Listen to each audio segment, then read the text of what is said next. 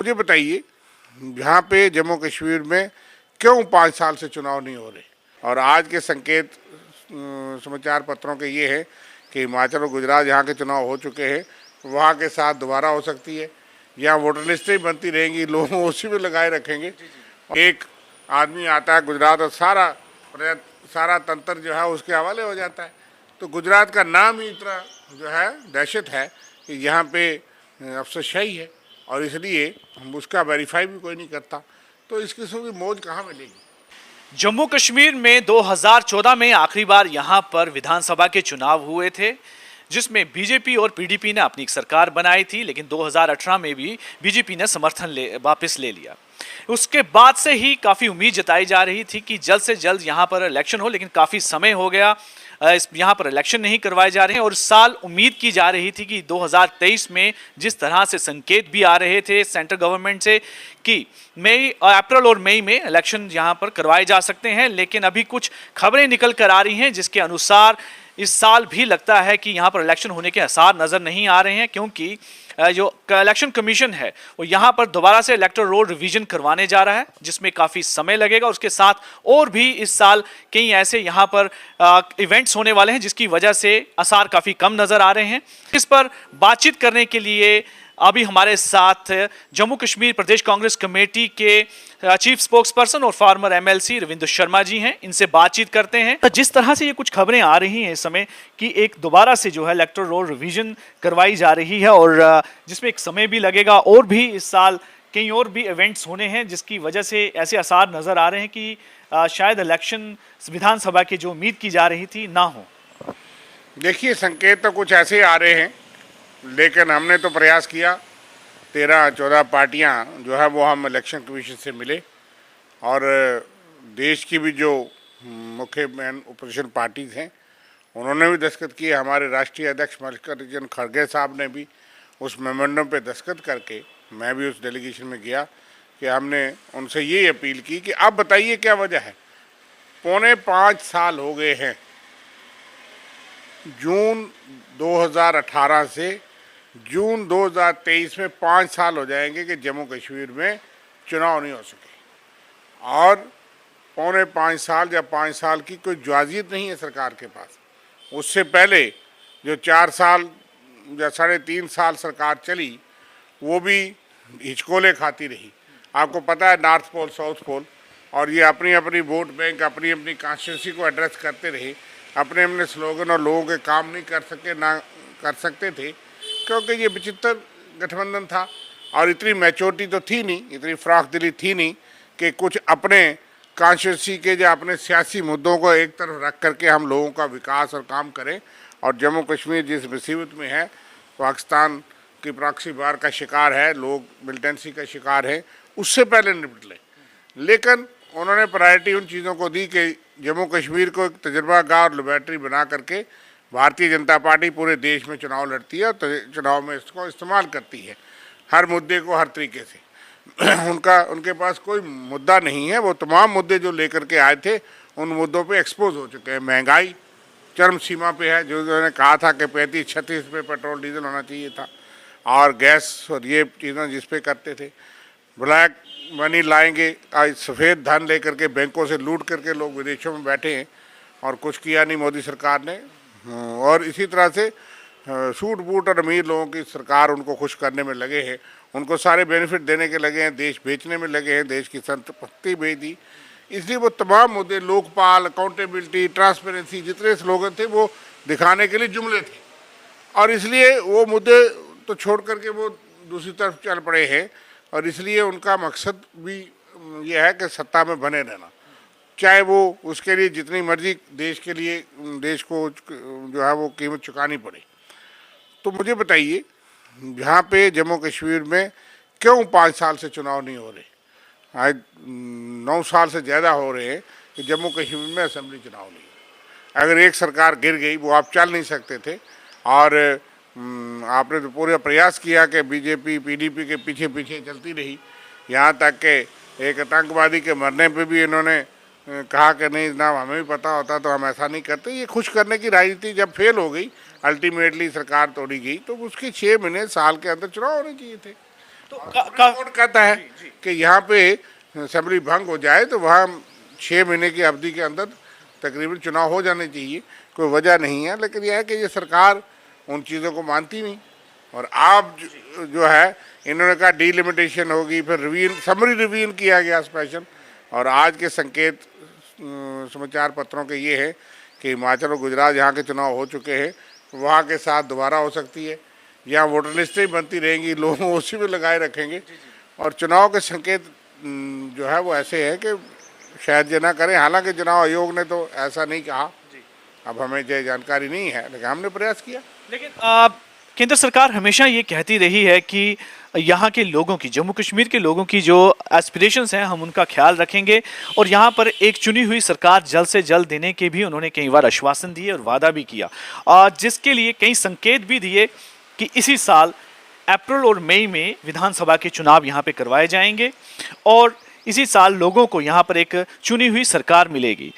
सुरक्षा की अगर बात करें तो उन्होंने कहा कि यहाँ पर हालात बिल्कुल ठीक हैं, और इलेक्शन कमीशन ऑफ इंडिया भी यही कहता है कि अगर हमें सुरक्षा के हवाले से रिपोर्ट मिलती है कि यहाँ पर हालात ठीक हैं, हम कभी भी चुनाव करवा सकते हैं। इस तरह की जो स्टेटमेंट आती हैं भाजपा की तरफ से कि हालात ठीक हैं, इलेक्शन कमीशन कहता है हमारी तैयारी पूरी है, तो क्या लगता है कि ऐसी क्या कारण है कि जब दोनों तरफ से कहा जा रहा है कि हालात सब ठीक हैं, सिर्फ हमें हरी झंडी मिले हम करवाएंगे, तो क्या कारण लगते हैं कि ये अभी तक कि जो इनके सर्वे होते हैं भारतीय जनता पार्टी के और सरकार के, उनको लोग तैयार नहीं है, उनको लगता है कि लोग हमें वोट नहीं देंगे, इसलिए वो सोचते हैं कि चुनाव के बाद तो हम सत्ता में आ नहीं सकते। आज प्रॉक्सी से सरकार चल रही है, दिल्ली से चल रही है, गुजरात से चल रही है। एक आदमी आता है गुजरात और सारा तंत्र जो है उसके हवाले हो जाता है। तो गुजरात का नाम ही इतना जो है दहशत है कि यहाँ पे अफसरशाही है, और इसलिए हम उसका वेरीफाई भी कोई नहीं करता। तो इस किस्म की मौज कहाँ मिलेगी? सरकार जो है वो उनको मिलने वाली नहीं है। उनको लगता है कि यहाँ जो पार्टियाँ कल तक जिनके साथ गठबंधन भी किया, वो तजर्बा देख करके बाकी पार्टियाँ भी कोई जाने के लिए तैयार नहीं है। वो खड़ी कर रही हैं ABCD पार्टियाँ, जो लोग हैं कि कोई ऐसी पार्टियाँ तैयार हों जो 4-4 सीटें, 10-10 सीटें, 5-5 सीट लेकर हमारे पास आ जाए, लेकिन अपने घर से कुछ नहीं मिलेगा बीजेपी को। आज बीजेपी को जम्मू के अंदर, हमारा अंदाज़ा है कि जम्मू के अंदर उनको सज़ा मिलेगी। जो उन्होंने यहाँ के वोटर्स को, अपने वोटर्स को निराश किया है, जिस तरीके से पताड़ा है, लताड़ा है, प्रताड़ित किया है, आम आदमी यहाँ जो है वो परेशान है, तमाम गरीब परेशान है, आम आदमी, व्यापारी, ट्रेडर जितना भी है परेशान है, किसी की सुनते ही नहीं। और अफसरशाही में वो कहते हैं जी LG प्रशासन है, फिर बाबाई भी वो लूटते हैं। दिल्ली वाले रोज़ कहते हैं हालात बहुत अच्छे हैं।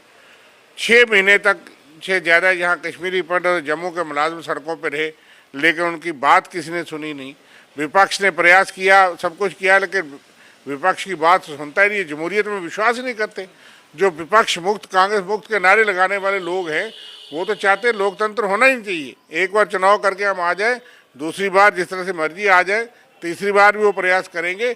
उनका मकसद है कि आपसी लड़ाई लगा रखो और लोग का टेंशन उधर हो, बाद में ऐसा काम करो हमारी वाहवाही हो जाए।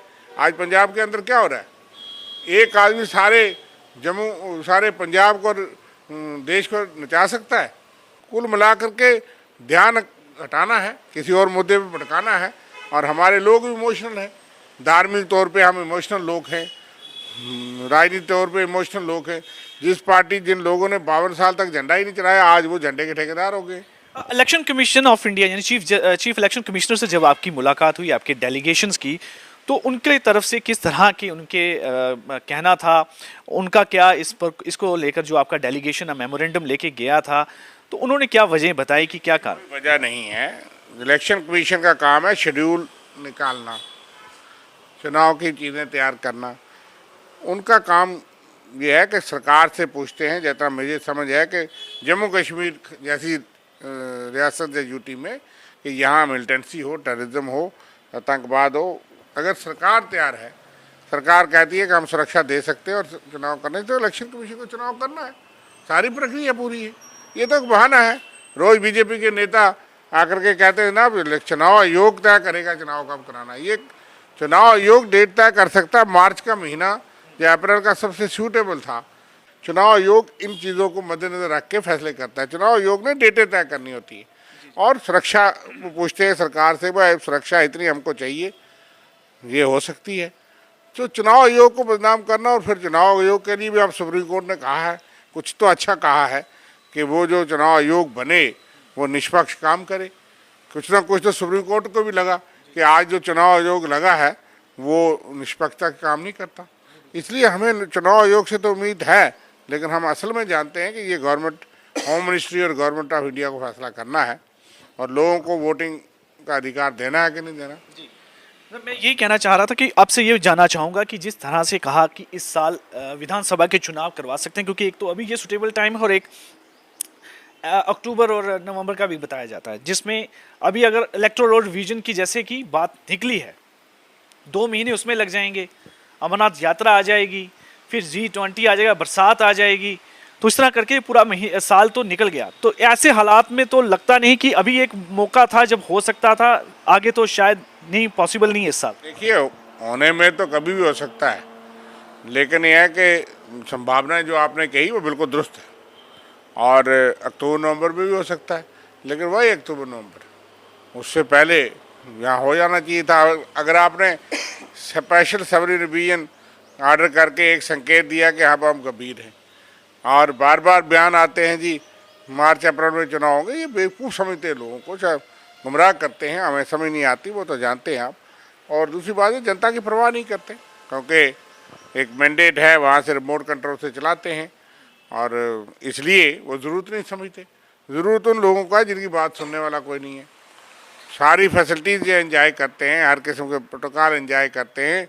मैंने कहा ना, एक आदमी गुजरात का नाम लेके पीएमओ का लेकर के 6 महीने से घूम रहा है, तो बीजेपी वालों के लिए तो सारे गेस्ट हाउस, सर्किट हाउस, सब जगह ऐसी मौजें कहाँ होंगी कश्मीर के अंदर। शायद उनको ये इसी में मज़ा आता है, सर लोगों को गुमराह करने के लिए ऐसी बयानबाजी करते हैं, छोटे कार्यकर्ताओं को लगाए रखते हैं, बूथ बनाओ, ये बनाओ, वो बनाओ। लेकिन मैं समझता हूँ कि आज आम आदमी जो है उसकी कोई सुनवाई नहीं है। संसद में भी इस समय काफ़ी गतिरोध बना हुआ है, लगातार राहुल गांधी जी को लेकर एक अटैक हो रहा है, और भाजपा कहती है कि इनसे माफ़ी मंगवाएं क्योंकि विदेश में जाकर भारत का इन्होंने इमेज को ख़राब किया है, और उन्होंने कहा कि यहाँ पे डेमोक्रेसी नहीं है। ऐसे बयान को लेकर लगातार बीजेपी अटैक कर रही है, और संसद में जो काम है वो इस समय चल नहीं रहा है, और आज भी जो है इस पर काफ़ी बहसबाजी हुई है, विरोध प्रदर्शन हुआ। इस पर आप क्या कहना चाहेंगे, क्योंकि इस मुद्दे को लेकर काफ़ी इन्होंने तो प्रधानमंत्री जी देश को बदनाम कर रहे हैं विदेशों में जा कर के। अगर आपको मैं कहूँ तो 100 स्पीचें बता सकता हूँ, दर्जन भर स्पीचें तो मेरे मोबाइल में। यहाँ उन्होंने कहा कि हिंदुस्तान में कोई पैदा नहीं होना चाहता, मायूस है लोग कि जनाब हम क्यों पैदा हो गए, बड़े अभागे लोग हैं। उन्होंने अपने शब्द ऐसे कहे। पिछली सरकारों को बदनाम करने का तो काम था ही कि 60 साल से गंदगी पड़ी थी, मैं सफाई कर रहा हूँ। ऐसा हमको भी अचंभा लगता था कि किसी प्रधानमंत्री ने ऐसी शैली, ऐसी शब्दावली, ऐसी बातें विदेश में जा कर के नहीं की। और मोदी जी के लिए ये कहा जाता था कि ये बात ऐसी नहीं करेंगे, लेकिन हम भी अचंभा करता था कि सियासत यहाँ पे होती है, आपस में हार जीत होती है। लेकिन विदेश में जा कर के आप पिछले सारे, जवाहरलाल नेहरू से लेकर के मोरारजी देसाई भी थे उसमें, चंद्रशेखर भी थे उसमें, चौधरी चरण सिंह भी थे उसमें, बीपी सिंह भी थे उसमें, वाजपेयी जी थे। आपने कहा कि जनाब 60 साल से गंदगी पड़ी है और मैं सफाई कर रहा हूँ।